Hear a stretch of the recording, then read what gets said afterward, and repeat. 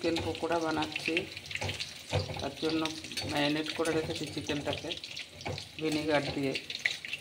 তারপরে সবজি দিয়েছি ক্যাপসিকাম, বিনস, গাজর সবজি দিয়ে, তারপরে ধনেপাতা, রসুন, পেঁয়াজ, আদা, কর্নফ্লাওয়ার সব কিছু দিয়ে ডিম দিয়ে ম্যারিনেট করে, তার বেকিং সোডা দিয়েছি একটু দিয়ে ম্যারিনেট করে 1 ঘন্টা রেখে দিয়েছিলাম ফ্রিজে।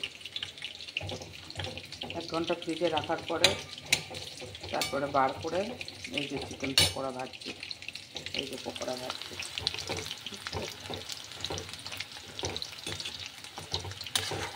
এই যে টেস্টি হয় খেতে। তোমরা কে কে খেতে চাও হাত তুলে জানিও, আমাকে কমেন্ট করে দিও। দারুণ হয় খেতে চিকেন পকোড়া। কে কে ভালোবাসো খেতে চিকেন পকোড়া কমেন্ট করবে।